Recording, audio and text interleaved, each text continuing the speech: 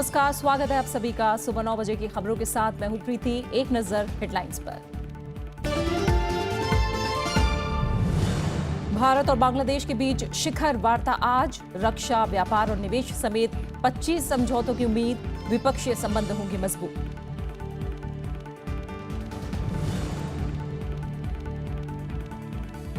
मध्य प्रदेश के भिंड में ईवीएम मशीनों में गड़बड़ी से चुनाव आयोग का इनकार। कहा, जांच में नहीं मिली खामियां। अटेर और बांधवगढ़ विधानसभा सीट पर मतदान कल।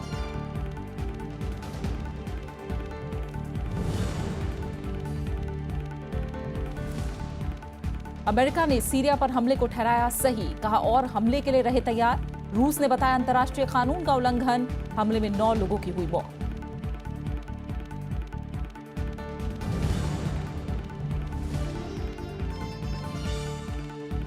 स्वीडन आतंकी हमले में 4 की मौत, 1 संदिग्ध गिरफ्तार। भारत, जर्मनी और फ्रांस ने की हमले की कड़ी निंदा।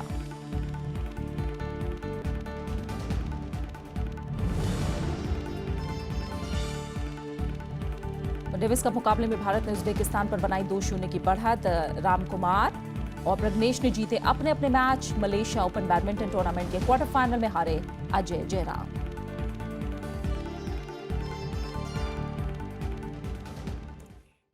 भारत और बांग्लादेश के बीच आज करीब 25 समझौते होने की उम्मीद है। वहीं तीस्ता जल बंटवारे पर बातचीत होगी। भारत दौरे पर दिल्ली पहुंची बांग्लादेश की प्रधानमंत्री शेख हसीना आज प्रधानमंत्री नरेंद्र मोदी से मुलाकात करके आपसी संबंधों को और मजबूत बनाने को लेकर बातचीत करेंगी।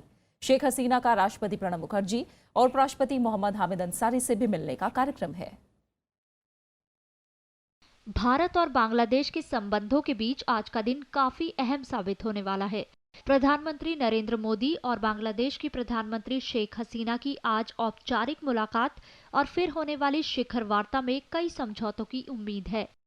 इस दौरान दोनों नेताओं के बीच आपसी सहयोग बढ़ाने के अलावा तीस्ता जल बंटवारे पर भी बातचीत होगी। तीस्ता मामले में पश्चिम बंगाल की मुख्यमंत्री ममता बनर्जी के रुख को देखते हुए उन्हें भी कार्यक्रमों और भोज में शामिल होने के लिए दिल्ली बुलाया गया है। इस यात्रा के दौरान दोनों देश पुराने समझौते की प्रगति और आपसी सहयोग बढ़ाने पर विस्तृत चर्चा करेंगे। Also involved in various upgradation projects in Bangladesh, in which the expertise of Indian companies is being put to good use. All in all, we believe that this is a very, very special visit, and we expect that this will take our partnership to just that one level higher. विदेश मंत्रालय के मुताबिक भारत और बांग्लादेश के बीच असैन्य परमाणु सहयोग और रक्षा सहयोग समेत 25 समझौतों पर हस्ताक्षर होने की उम्मीद है। इसमें रक्षा, साइबर सुरक्षा, व्यापार, निवेश, विज्ञान, तकनीक, आईसीटी, शिपिंग और बस सेवा पर समझौते हो सकते हैं। इस दौरान भारत बांग्लादेश को सैन्य आपूर्ति उपलब्ध कराने के लिए $50 करोड़ का कर्ज देने का ऐलान कर सकता है। And also provides for defense R&D, defense supply, and so on and so forth. The second MOU is for more for the aspect of, again, making it possible for Bangladesh to source some of its defense-based equipment and supplies from India. Bangladesh की प्रधानमंत्री शेख हसीना का राष्ट्रपति प्रणब मुखर्जी और उपराष्ट्रपति मोहम्मद हामिद अंसारी समेत कई नेताओं से मुलाकात का कार्यक्रम है। इसके अलावा वो सोमवार को भारतीय कारोबारियों से मिलेंगी। शेख हसीना 1971 के बांग्लादेश मुक्ति संग्राम में शहीद हुए भारतीय सैनिकों के सम्मान समारोह में भी शिरकत करेंगी। इससे पहले शुक्रवार को प्रधानमंत्री शेख हसीना के भारत दौरे को विशेष महत्व देते हुए प्रधानमंत्री नरेंद्र मोदी हवाई अड्डे पर उनकी अगवानी करने पहुंचे। प्रधानमंत्री ने विश्वास जताया कि दोनों देशों के बीच द्विपक्षीय संबंध नई ऊंचाइयों को छुएंगे। अखिलेश सुमन के साथ ब्यूरो रिपोर्ट, राज्यसभा टीवी। तो शेख हसीना के भारत दौरे को लेकर एक तरफ तमाम उम्मीदें हैं, बांग्लादेश के साथ द्विपक्षीय संबंध और बेहतर होने को लेकर दोनों देशों के बीच आज करीब 25 समझौते होने की पूरी संभावना है। तो दूसरी तरफ इजराइल ने भारत के साथ $2 बिलियन का रक्षा करार किया है। इस सौदे के तहत इजराइल भारत को मिसाइल रक्षा प्रणाली देगा। ये जानकारी इजराइल के सरकारी उद्यम इजराइल एरोस्पेस इंडस्ट्रीज यानी IAI ने दी है। ये मिसाइल प्रणाली 70 किलोमीटर के दायरे में एयरक्राफ्ट मिसाइल और ड्रोन को तबाह करने में सक्षम होगी। इजरायल ने कहा कि इस रक्षा करार के तहत वो भारत को हवा में लंबी दूरी तक मार करने में सक्षम मिसाइल रक्षा प्रणाली की भी आपूर्ति करेगा। इस ठेके में IAI का हिस्सा 1.6 अरब अमेरिकी डॉलर का होगा। फरवरी में प्रधानमंत्री नरेंद्र मोदी के नेतृत्व में हुई कैबिनेट कमेटी की बैठक में इसे मंजूरी दी गई। प्रधानमंत्री के जुलाई में इजरायल दौरे पर ये करार द्विपक्षीय रक्षा सामरिक भागीदारी को मजबूत बनाने की दिशा में अहम माना जा रहा है। मध्य प्रदेश के भिंड उपचुनाव के लिए डेमो कार्यक्रम में इस्तेमाल की गई EVM मशीनों और पेपर ट्रेल मशीनों में कोई छेड़छाड़ नहीं की गई थी। रिपोर्ट में कहा गया है कि EVM और VVPAT के कामकाज में सटीकता को लेकर कोई संदेह नहीं है। EVM और VVPAT में गड़बड़ी के आरोप की जांच करने वाली चुनाव आयोग की समिति ने इस बात का खुलासा किया है। रिपोर्ट में कहा गया है कि प्रदर्शन के दौरान चुनाव अधिकारियों की लापरवाही की वजह से VVPAT मशीन में अलग डेटा था और EVM में उम्मीदवारों के नाम के बटन अलग थे। दोनों के बीच तालमेल न होने से बटन पर लिखे उम्मीदवार का नाम अलग था, इसलिए स्लिप पर पिछले डेटा के मुताबिक प्रिंट आ रहा था। जांच रिपोर्ट में यह भी कहा गया है कि भिंड में प्रदर्शित EVM उत्तर प्रदेश से नहीं मंगाई गई थी। जम्मू कश्मीर में श्रीनगर लोकसभा सीट पर कल होने वाले उपचुनाव के लिए तैयारियां पूरी कर ली गई हैं। मतदान को देखते हुए माइक्रो ऑब्जर्वर की तैनाती समेत सुरक्षा के पुख्ता इंतजाम किए गए हैं। वहीं मध्य प्रदेश की 2 विधानसभा सीट अटेर और बांधवगढ़ के अलावा असम, हिमाचल प्रदेश, पश्चिम बंगाल, राजस्थान, कर्नाटक, झारखंड और दिल्ली की एक विधानसभा सीट के लिए भी कल वोटिंग होगी।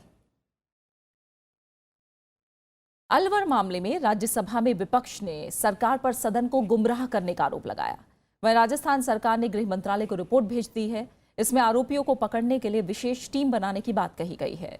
गृह मंत्री राजनाथ सिंह इस मामले में सोमवार को संसद में जवाब दे सकते हैं। मानवाधिकार आयोग ने इस मामले में राजस्थान और केंद्र सरकार को नोटिस जारी किया है। राज्यसभा में शुक्रवार को भी अलवर की घटना का मुद्दा उठा। नेता विपक्ष गुलाम नबी आजाद ने कहा कि संसदीय कार्य राज्य मंत्री ने सदन को गुमराह करने की कोशिश की है। थप्पड़ अगर एक दूसरे को कोई मारे तो उसकी रिमांड होती है 14 दिन के लिए, और ये कत्ल के लिए रिमांड 1 दिन की होती है। तो उसका मतलब शुरू से ही नियत है इस केस को खत्म करने की। संसदीय कार्य राज्य मंत्री मुख्तार अब्बास नकवी ने विपक्ष के आरोपों को खारिज किया। उन्होंने कहा कि उन्होंने अलवर नहीं बल्कि उत्तर प्रदेश और गुजरात समेत दूसरे राज्यों में इस तरह की घटनाओं से इनकार किया था, क्योंकि हमने कल भी कहा था ये एक संवेदनशील मुद्दा है, और संवेदनशील मुद्दा है। राजस्थान की सरकार जो कानूनी प्रावधान है उसके तहत कड़े कदम और कड़े कानूनी प्रावधानों के तहत कार्रवाई कर रही है। इसलिए ऐसे संवेदनशील मुद्दे को हम सबको संवेदनशीलता के साथ डील करना चाहिए। इधर सुप्रीम कोर्ट में गौरक्षा के नाम पर पिछले दिनों हुई हिंसक घटनाओं पर दायर याचिका पर सुनवाई हुई। इस दौरान याचिकाकर्ता ने अलवर की घटना का मामला उठाया। सुप्रीम कोर्ट ने ऐसे मामलों पर राजस्थान के अलावा गुजरात, महाराष्ट्र, उत्तर प्रदेश, झारखंड और कर्नाटक को नोटिस जारी किया और 3 हफ्तों में जवाब मांगा है। हुड़दंग मचा हुआ है। गौरक्षा के नाम पर कुछ ऐसे असामाजिक तत्व सामने आना शुरू हो गए हैं, और जब उन पर कोई कार्रवाई होती है और वो एक राजनीतिक शेल्टर लेकर निकल जाते हैं। इस बीच राजस्थान सरकार ने अलवर मामले में केंद्रीय गृह मंत्रालय को रिपोर्ट भेज दी है। इसमें कहा गया है कि इस मामले की जांच और आरोपियों को पकड़ने के लिए विशेष टीम बनाई गई है। शुरुआती रिपोर्ट में कहा गया है कि पुलिस ने तुरंत कार्रवाई करते हुए घायलों को अस्पताल पहुंचाया। साथ ही FIR दर्ज कर अब तक 3 लोगों को गिरफ्तार किया गया है। अलवर में 1 अप्रैल को गौ तस्करी के आरोप में कुछ लोगों के साथ बुरी तरह मारपीट की गई थी। इसमें पहलू खान नाम के एक शख्स की मौत हो गई। Kriti Mishra, Rajya Sabha TV. Air India ने शिवसेना सांसद रवींद्र गायकवाड़ से पाबंदी हटा दी है। कंपनी ने बताया कि नागर विमानन मंत्री से लिखित आदेश मिलने के बाद ये फैसला लिया गया है। दरअसल सांसद ने नागर विमानन मंत्री अशोक गजपति राजू को चिट्ठी लिखकर कर्मचारी के साथ बुरे बर्ताव पर खेद जताया था। इससे पहले एयर इंडिया ने उनका टिकट रद्द किया था। 24 मार्च को गायकवाड़ ने पुणे से दिल्ली आते वक्त एयर इंडिया के कर्मचारी के साथ मारपीट की थी। इसके बाद उनकी हवाई यात्रा पर पाबंदी लगाई गई थी। इस मसले पर शिवसेना ने लोकसभा में अवरोध भी किया था। अच्छा, मिस्टर गायकवाड़ जी ने अपॉलजी टेंडर किया मिनिस्ट्री का और honourable minister of civil aviation का। So accordingly we got the directive from the ministry to withdraw the what the guidelines is there. Maharashtra Vidhan Sabha ने कल 10 और विधायकों का निलंबन वापस ले लिया है। राज्य के संसदीय कार्य मंत्री गिरीश बापट ने इस बारे में विधानसभा में प्रस्ताव रखा, जिसे ध्वनि मत से मंजूर कर लिया गया। इसमें कांग्रेस के 5 और एनसीपी के 5 विधायक हैं। इससे पहले 1 अप्रैल को 9 विधायकों का निलंबन रद्द किया गया था। 22 मार्च को 19 विधायकों को सस्पेंड किया गया था। इनमें से 10 एनसीपी और 9 कांग्रेस के विधायक थे। इन पर 18 मार्च को बजट के दिन अवरोध पैदा करने का आरोप है। इन विधायकों को पूरे साल के लिए निलंबित किया गया था। विपक्षी दल किसान कर्ज माफी की मांग कर रहे हैं। सरकार ने सुप्रीम कोर्ट में हलफनामा दायर करके साफ किया है कि 500 और 1000 के पुराने नोटों को बैंक में जमा करने के लिए और मौका नहीं दिया जा सकता। सरकार ने यह भी साफ किया है कि 30 दिसंबर 2016 की समय सीमा नहीं बढ़ाई जा सकती। सरकार ने यह हलफनामा पुराने नोट जमा करने के लिए समय सीमा बढ़ाने की मांग याचिका का जवाब देते हुए दाखिल की है। सरकार ने कहा है कि अध्यादेश में साफ तौर पर कहा गया था कि इस पर किसी कानून या आरबीआई एक्ट का प्रभाव नहीं होगा। उसमें सिर्फ देश के बाहर रहने वाले भारतीयों को कुछ शर्तों के साथ छूट दी गई थी। सरकार ने कहा है कि अध्यादेश अब कानून की शक्ल ले चुका है। तय तारीख के बाद अब पुराने नोट रखना दंडनीय अपराध है। सरकार ने अदालत को इस दौरान छापों से जुड़ी जानकारी भी मुहैया कराई है और इस दौरान 5400 करोड़ रुपए से ज्यादा की अज्ञात आय का पता चला है। आयकर अधिकारियों ने कल तमिलनाडु के स्वास्थ्य मंत्री सी विजयभास्कर के घरों और प्रतिष्ठानों की तलाशी ली। पीटीआई के मुताबिक राज्य में 50 जगहों पर छापेमारी करके 5.5 करोड़ रुपए जब्त किए गए। जिन जगहों पर छापे मारे गए उनमें मेडिकल प्रोफेशनल, दवा कंपनियां और उनके अधिकारी शामिल हैं। इस काम में आयकर विभाग के 100 अधिकारी शामिल थे। एक विधायक के खिलाफ भी तलाशी हुई है। आयकर अधिकारियों के मुताबिक ये तलाशी कर चोरी से जुड़े मामले में हुई। इसके अलावा अनाद्रमुक अम्मा पार्टी पर आरके नगर विधानसभा उपचुनाव में पैसे बांटने का आरोप भी है। उपचुनाव 12 अप्रैल को होना है। यहां से पार्टी के उप महासचिव टीटीवी दिनाकरन उम्मीदवार हैं। उपराज्यपाल अनिल बैजल ने दिल्ली में आम आदमी पार्टी के ऑफिस का आवंटन रद्द कर दिया है। आम आदमी पार्टी के नेता संजय सिंह ने कहा कि उपराज्यपाल ने पार्टी दफ्तर हाउस रेवेन्यू के आवंटन को रद्द कर दिया है। शुंगलू समिति ने आम आदमी पार्टी के ऑफिस के लिए सरकारी बंगला देने के तरीके और आदेश की वैधता पर सवाल उठाया था। हम जब इतना काम कर रहे हैं तो हमसे यही गुनाह और अपराध हो गया है। शायद इसी कारण से बीजेपी का राज्य मुख्यालय तो मंत्री का बंगला मिल सकता है 14 पंथ मार्ग उनको, लेकिन आम आदमी पार्टी को नहीं मिल सकता। और खबरें जारी हैं, आप बने रहे हमारे साथ। लौट रहे हैं एक छोटे से ब्रेक के बाद।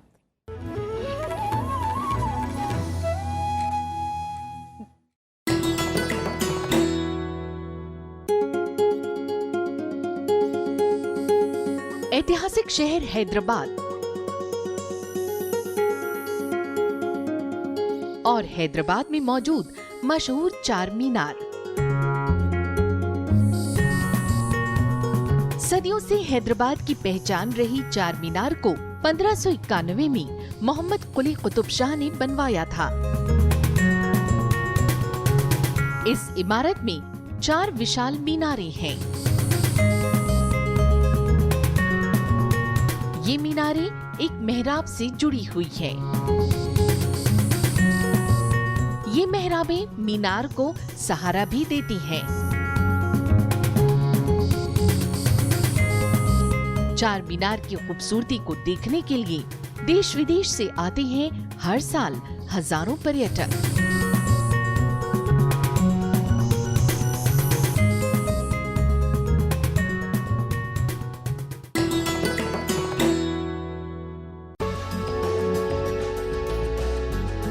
जिस दिन पाकिस्तान एक सहज देश होगा, एक एंटी इंडियन नेशन नहीं होगा, बल्कि एक अपने आप में एक देश होगा, तब वो इस साझा विरासत को स्वीकार करेगा ही।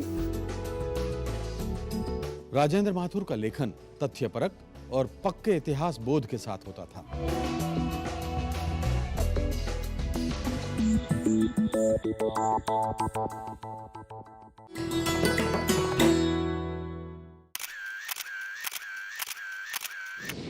उत्तराखंड में समुद्र तल से करीब 15,500 फुट की ऊंचाई पर मौजूद दुनिया का सबसे ऊंचा गुरुद्वारा पवित्र श्री हेमकुंड साहिब 1936 में बनकर तैयार हुआ गुरुद्वारा श्री हेमकुंड साहिब 10वें सिख गुरु गुरु गोविंद सिंह के दुष्ट दमन रूप को समर्पित।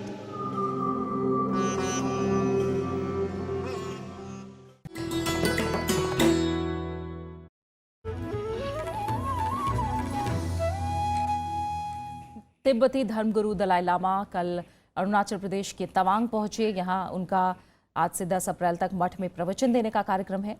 यात्रा में बदलाव की वजह से दलाई लामा ईटानगर नहीं जा सकेंगे। तिब्बती धर्मगुरु अरुणाचल प्रदेश की 9 दिन की यात्रा पर हैं। इससे पहले दलाई लामा में 2009 में अरुणाचल प्रदेश का दौरा किया था। जम्मू कश्मीर में 4 दिन बाद बारिश रुकने से हालात सामान्य होने लगे हैं। झेलम नदी का पानी घटने से लोगों ने राहत की सांस ली है। बाढ़ राहत के लिए सेना की मदद ली जा रही है। मुख्यमंत्री महबूबा मुफ्ती ने कल पीड़ित इलाकों का दौरा किया।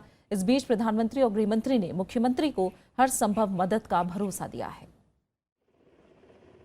भारी बारिश के बाद पुंछ में फंसे लोगों को सेना ने हेलीकॉप्टर की मदद से बचाया। भारी बारिश के चलते घाटी के कई इलाकों में पानी भर गया है। राहत और बचाव का काम जारी है। हालांकि बीती रात बारिश रुकने से झेलम में पानी घटने लगा है। इससे बाढ़ के हालात सुधरने लगे हैं। गुरुवार को झेलम खतरे के निशान से ऊपर बह रही थी। जो वेदर खुला तो we tried our best and finally those people have been evacuated. तो होपफुली वेदर ठीक ही रहेगा और वाटर भी रिसीड हो रहा है, तो पैनिक करने की कोई बात नहीं है। हाँ, अब बहुत राहत है लोगों में, क्योंकि पानी नीचे आ रहा है और ये ना बारिश भी थम रही है। तो इंशाल्लाह हम भी दुआ कर रहे हैं कि बारिश रुकना चाहिए। जम्मू कश्मीर के हालात पर प्रधानमंत्री नरेंद्र मोदी ने मुख्यमंत्री महबूबा मुफ्ती से बात की। उन्होंने हर मुमकिन मदद का भरोसा दिलाया। भूस्खलन के चलते जम्मू श्रीनगर राष्ट्रीय राजमार्ग शुक्रवार को भी बंद रहा। उधमपुर की जेडी में तकरीबन 2,500 से 3,000 ट्रक्स, जो बड़े ट्रक्स हैं, खड़े हैं। इवन मजालता में तकरीबन 200 से 250 ट्रक्स खड़े हैं। चनैनी खुद के आसपास भी कुछ गाड़ियां फंसी हुई हैं। अब फंसी हुई कहना सही नहीं होगा, उनको सेफ लोकेशंस पे लाया गया है जहां उनका खाने पीने का बंदोबस्त किया जा सके। वहीं लद्दाख के बटालिक सेक्टर में गुरुवार को हिमस्खलन से सेना के 3 जवानों की जान चली गई, जबकि 2 जवानों को बचा लिया गया है। Bureau report, Rajya Sabha TV. Syria पर अमेरिका के हमले को लेकर संयुक्त राष्ट्र सुरक्षा परिषद ने शुक्रवार को आपात बैठक की। बैठक में अमेरिका ने अपने कदम को जायज ठहराया। फ्रांस और ब्रिटेन ने संदिग्ध रासायनिक हमले के खिलाफ अमेरिका की जवाबी कार्रवाई का समर्थन किया। संयुक्त राष्ट्र में रूस के राजदूत ने अमेरिका पर अंतर्राष्ट्रीय कानून के उल्लंघन का आरोप लगाया। संयुक्त राष्ट्र के महासचिव एंटोनियो गुटेरेस ने सीरिया में शांति कायम करने की अपील की। सीरिया और रूस ने हमले की कड़ी निंदा की है। सीरिया राष्ट्रपति बशर अल असद के कार्यालय से जारी बयान में हमले को गैर जिम्मेदाराना करार दिया गया। अमेरिका ने गुरुवार रात पहली बार सीरिया सरकार के खिलाफ हवाई हमले किए। इसे रासायनिक हमले का जवाब माना जा रहा है। सीरिया ने कहा है कि हमले में 4 बच्चों समेत 9 लोगों की जान गई है। रूस ने हमले को आक्रमण बताया है। We were fully justified in doing so. The moral stain of the Assad regime could no longer go unanswered. His crimes against humanity could no longer be met with empty words. It was time to say enough, but not only say it, it was time to act. Sweden truck हमले से जुड़े एक संदिग्ध को हिरासत में लिया गया है। शुक्रवार को राजधानी स्टॉकहोम में हुए ट्रक हमले में 4 लोगों की मौत हो गई, 15 लोग जख्मी हुए हैं। स्वीडन के प्रधानमंत्री ने इसे आतंकी हमला करार दिया है। संयुक्त राष्ट्र सुरक्षा परिषद ने भी घटना पर दुख जताया है। जर्मनी और फ्रांस ने हमले की निंदा करते हुए आतंकवाद के खिलाफ मजबूती से खड़े रहने की बात कही है। प्रधानमंत्री नरेंद्र मोदी ने भी हमले की निंदा करते हुए स्वीडन को सहयोग की बात कही। हमला भारतीय दूतावास के करीब हुआ था। जानकारी के मुताबिक एक संदिग्ध शख्स ट्रक लेकर भीड़ भाड़ वाले इलाके में घुस गया। विदेश मंत्री सुषमा स्वराज ने बताया कि घटना में दूतावास का कोई अधिकारी हताहत नहीं हुआ है। इस बीच पीड़ितों को श्रद्धांजलि दी जा रही है।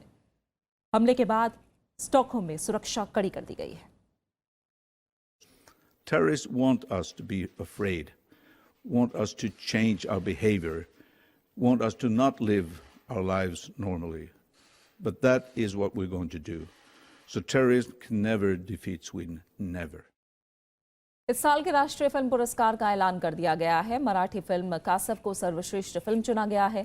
फिल्म रुस्तम के लिए अक्षय कुमार को सर्वश्रेष्ठ अभिनेता पुरस्कार दिया जाएगा। वहीं सुरभि सीएम को सर्वश्रेष्ठ अभिनेत्री चुना गया है। फिल्मकार प्रियदर्शन की अध्यक्षता वाली जूरी ने 64वें राष्ट्रीय फिल्म पुरस्कार का आज ऐलान किया। इसमें मराठी फिल्म कासव को सर्वश्रेष्ठ फिल्म चुना गया है।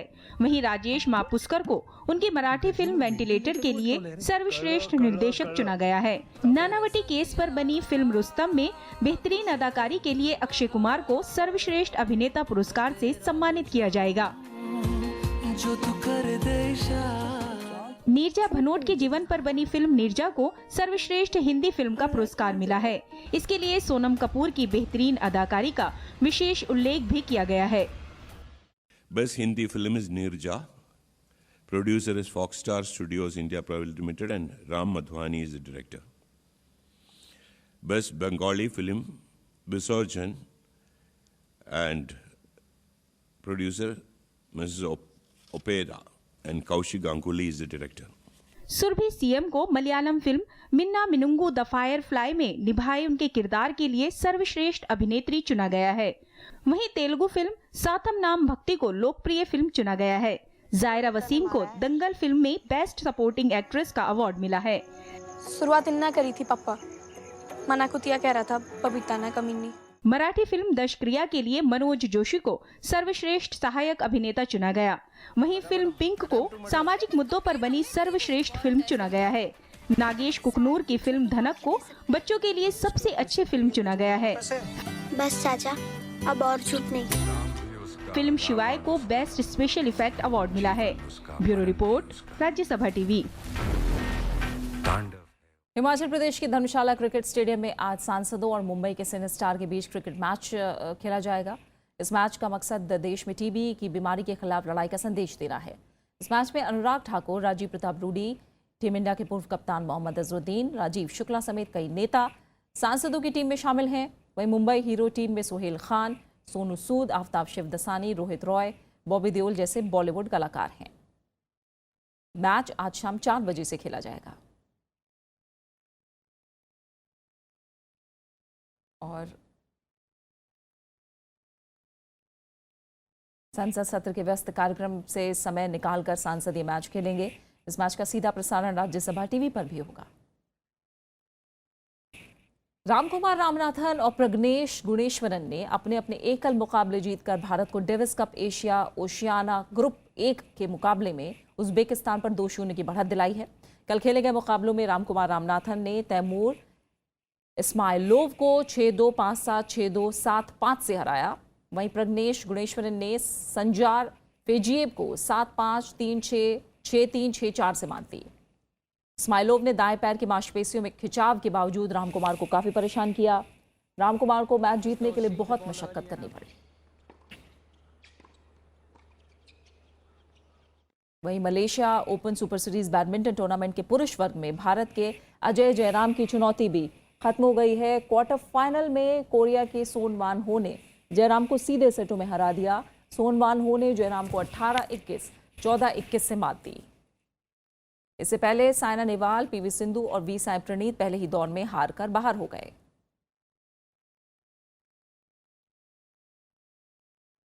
बात खास शख्सियत की 19वीं शताब्दी के महान कवि और उपन्यासकार बंकिम चंद्र चट्टोपाध्याय की आज पुण्यतिथि है। उनका जन्म 26 जून 1838 को हुआ। बंकिम चंद्र के कई उपन्यास प्रकाशित हुए, जिनमें कपाल कुंडली, मृणालिनी, विष वृक्ष, कृष्णकांत का वसीयतनामा प्रमुख थे। राष्ट्रीय दृष्टि से आनंद मठ उनका सबसे प्रसिद्ध उपन्यास है। सबसे पहले इसी में उपन्यास के राष्ट्रगीत वंदे मातरम प्रकाशित हुआ। इस गीत को सबसे पहले 1896 में कांग्रेस के कलकत्ता अधिवेशन में गाया गया। इसमें देशभक्ति का ऐसा आदर्श था जिससे प्रेरित होकर लाखों नवयुवक देशभक्ति के राह पर निकल पड़े। आधुनिक बांग्ला साहित्य के राष्ट्रीयता के जनक बंकिम चंद्र का 1894 में निधन हो गया।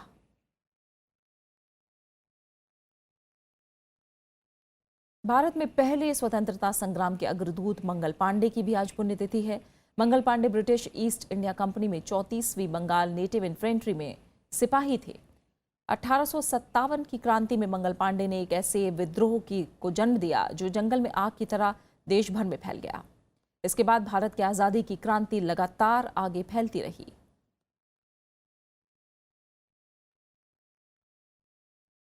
और अब आखिर में हेडलाइंस। भारत और बांग्लादेश के बीच शिखर वार्ता आज, रक्षा, व्यापार और निवेश समेत 25 समझौतों की उम्मीद, द्विपक्षीय संबंध होंगे मजबूत।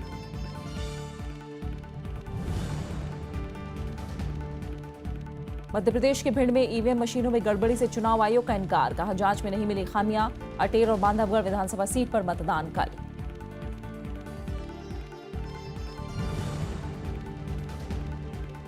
अमेरिका ने सीरिया पर हमले को ठहराया सही, कहा और हमले के लिए रहे तैयार। रूस ने बताया अंतर्राष्ट्रीय कानून का उल्लंघन, हमले में 9 लोगों की हुई मौत।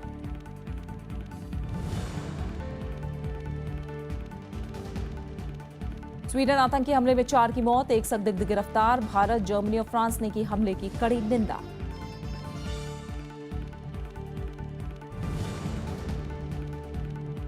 और डेविस कप मुकाबले में भारत ने उज्बेकिस्तान पर बनाई 2-0 की बढ़त। रामकुमार और प्रज्ञेश ने जीते अपने अपने match. Malaysia open badminton tournament के क्वार्टर फाइनल में हारे अजय जयराम। और इसी के साथ फिलहाल इस बुलेटिन में इतना ही। आगे आप देश देशांतर। नमस्कार।